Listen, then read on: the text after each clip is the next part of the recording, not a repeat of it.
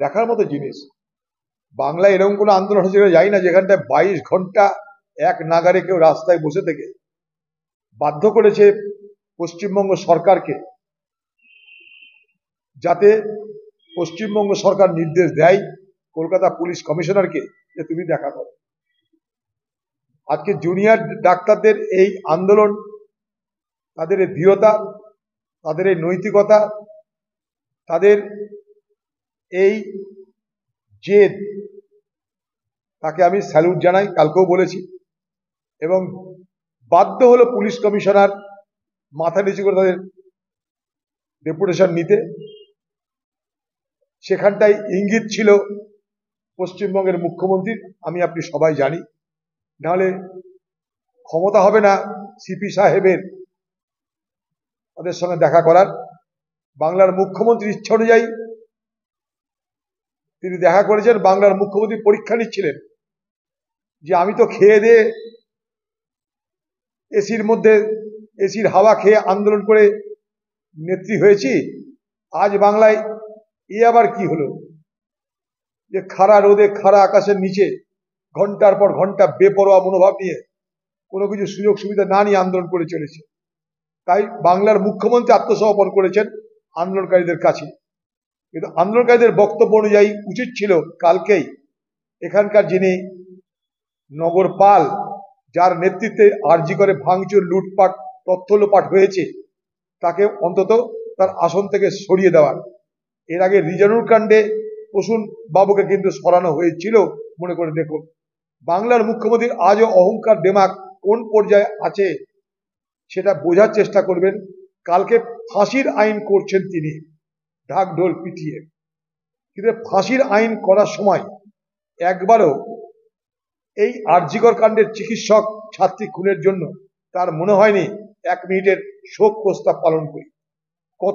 কত বড় নিষ্ঠুর, কত বড় নির্মম, কত বড় উদাসীন, আন্তরিকতাহীন একটা মুখ্যমন্ত্রী হতে পারে যে কালকে যখন ফাঁসির আইনের কথা বলা হচ্ছে, তখন আপনার মনে হলো না যে বিধানসভায় তাদের সেই আত্মার স্মৃতির উদ্দেশ্যে 1 মিনিট নীরবতা পালন করার?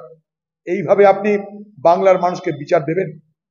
দেখুন, এই আইন কালকে যেটা এসছে বিধানসভায়, আপনারা মনে করে দেখুন, অন রেকর্ড আমি বলেছি এইখানে বসেই, যখন এখানকার খোকাবাবু বলছিল 7 দিনের মধ্যে বিচার, 10 দিনের মধ্যে এনকাউন্টার, ফাঁসিতে লটকে দেব, আমি তখন বলেছিলাম ভারতবর্ষের সংবিধানের 245 আর্টিকেল অনুযায়ী 7ম অনুচ্ছেদে ক্রিমিনাল ল সংশোধন করার অধিকার রাজ্যের আছে।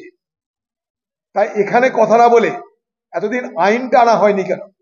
কারণ এই অভয়া কাণ্ড, আরজিকর কাণ্ড শেষ নয়, তার আগে বহু কাণ্ড ঘটে গেছে। বহু বাংলার মা বোনেরা ধর্ষিতা হয়েছে, লাঞ্ছিতা হয়েছে, খুন হয়ে গেছে। একটা নয়, বহু। তো তখন আপনার মনে পড়েনি যে আইন আনা দরকার? এখন আপনি অভয়া কাণ্ডের পর, আরজিকর কাণ্ডের পর মানুষকে ধোকা দেবার আরেকটা আইন আনছেন। যেমন ঘটনা ঘটে যাওয়ার পর পুরো তদন্ত প্রক্রিয়াটাকে ব্যাহত করা, বিপথে চালিত করার জন্য আপনি এবং নগরপাল বিনীত গোয়েল, আপনারা দুজনে তার বাড়ি গেলেন, নির্যাতিতার বাড়ি গেলেন, ধর্ষিতা এবং খুন হয়ে যাওয়া পরিবারের ছাত্রীর পরিবারের সঙ্গে দেখা করতে গেলেন। সেদিন থেকে আপনি তথ্য প্রমাণ লোপাটের ব্যবস্থা করছেন। সেদিন আপনি দেখা করতে গেছিলেন কেন? যাতে অপারেশন ধামাচাপা, অর্থাৎ তথ্য প্রমাণ লোপাট হয়। সারা বাংলা জুড়ে প্রতিবাদের ঢেউ আপনি রুখতে পারছেন না। আপনার ধমকানি, চমকানি, ভয় দেখানো, পুলিশ, মস্তান, গুন্ডা, আরজিকর ভাঙা সবকিছুকে ছাপিয়ে বাংলার নাগরিক সমাজের এই যে অভূতপূর্ব আন্দোলন, সেই আন্দোলনে আপনি দিশেহারা। তাই যেমন তথ্য প্রমাণ লোপাট করার সময় আপনার বিরুদ্ধে বলেছিলাম অপারেশন ধামাচাপা করছেন, আজও বলছি আপনার কালকের এই আইন এনে যখন আপনি বুক টুকে বলবেন আমি আইন আনলাম, তার উদ্দেশ্য হচ্ছে বাংলার এই গণ আন্দোলনকে, বাংলার এই প্রতিবাদ মুখর নারী সমাজ এবং প্রতিবাদী সমাজকে আরেকটা মিথ্যাচার করে তাদের এই ক্রোধকে প্রশমিত করা, তাদের এই বিরোধিতাকে প্রশমিত করা তাদের এই আন্দোলনকে দমানোর জন্য এটা আপনার আরেকটা কৌশল। একটা কৌশল ছিল তথ্য প্রমাণ লোপাটের কৌশল, আজকের কৌশল হচ্ছে এই আইন আনার কৌশল হচ্ছে এই আন্দোলনকে থামিয়ে দেওয়ার কৌশল। যদি আপনি আন্তরিক হতেন, যদি আপনি সত্যি আন্তরিক হতেন, তাহলে এই অত্যাচারিতা, এই ধর্ষিতা খুন হয়ে যাওয়া মেয়েটার আত্মার প্রতি শ্রদ্ধা জানিয়ে অন্তত বিধানসভায় 1 মিনিট নীরবতা পালন করতেন। একবার আপনার মুখ দিয়ে আর্জি করার কথা বের হয়নি, বলুন। আর এই যে আইন আনছেন, এই আইন তো পরের জন্য, এটা রিট্রোস্পেক্টিভ এফেক্ট নাই, অতীতের নাই, আগামী দিনের প্রসপেক্টিভ এফেক্ট। এর সঙ্গে অভয়া আরজিকর কাণ্ডের হত্যার কোনো সম্পর্ক নেই। মুখে বলছে আমি হত্যাকারীদের ফাঁসি দেব। আপনি যে আইন আনছেন, সে আইন যদি কোনোদিন বাস্তবায়িত হয়, আপনার ক্ষমতা নেই এই আইনের দৌলতে যে আপনি এই আরজিকর কাণ্ডের অত্যাচারীদের ফাঁসিতে ঝুলাবেন। আগামী দিনে কি করবেন আপনি আইন নিয়ে? নানা রকম লোককে নানাভাবে ফাঁসানোর চেষ্টা করবেন, যারা আপনার বিরোধী,